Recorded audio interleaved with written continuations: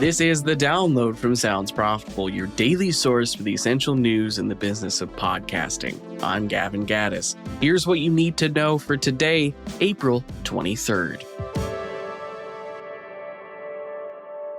First up, how big is the global podcast economy?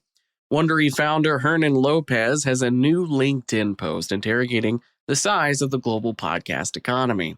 The IAB and PwC Internet Ad Revenue Report last week contained one page about podcasts. According to Lopez, who was part of a group of publishers that aided in the separate IAB podcast report that ran from 2016 to last year, as it's now canceled, the separate report was axed due to lack of interest. He pushes back on that notion that interest didn't wane. The definition of podcast expanded beyond the confines of a report that only considered audio on demand to be a podcast. Podcasting stats ended up cannibalized when podcasts on YouTube were filed under digital video instead. While the IAB's audio-only view still shows a growing industry, 26% year-over-year revenue increase, Lopez seeks to start a broader conversation and invites those with specific insights to the global podcast economy to comment on his post or direct message him via LinkedIn. Next up, Google isn't launching a user choice prompt for third-party cookies in Chrome.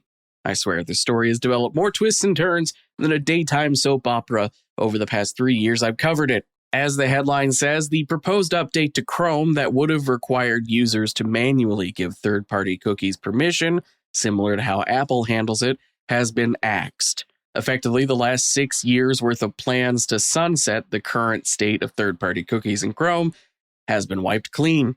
Google still intends to invest in privacy sandbox APIs, and users can still enable existing privacy settings in Chrome.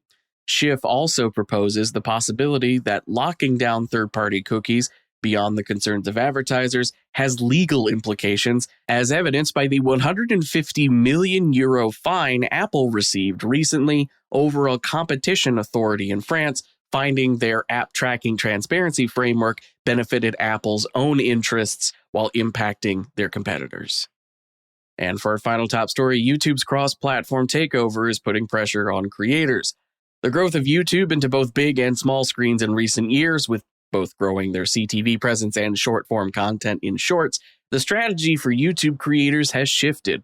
Now this, which got its start with short-form content, has straddled the two worlds when Shorts came around. Now they're pivoting back to a heavier focus on bite-sized concepts, as the cost of spinning up new long-form shows will always be more expensive. Meanwhile, podcasting continues astronomical growth. WorkXWork founder Scott Newman told Marketing Brew brands are continuing to diversify their channels, and video podcasts have been a big piece of that diversification. And with that support, video podcasts have become as much, if not more, of a living room viewing tradition as traditional talk TV shows. As for the rest of the news, the Podglomerate and Air are hosting a free webinar titled What Audio Producers Really Need to Know About Video Podcasting. This will be hosted on Zoom next Thursday, that's May 1st at 2 p.m. Eastern Standard Time. Registration is free, and the link is in the show notes as usual. FlightPath has partnered with Podcast One to support their growth strategy with real-time inventory forecasting, revenue insights, and data transparency across all sales channels. Speaking of team-ups, Barometer has chosen Speechmatics as their official speech technology partner, allowing Barometer to harness Speechmatics' proprietary dataset trained on millions of hours of hand-transcribed text for accuracy across accents, dialects, and speaker demographics. And Podcast One has a slate of new weekly podcasts joining their network, including Vanderpump Rules cast member Tom Schwartz's podcast, Detox Retox.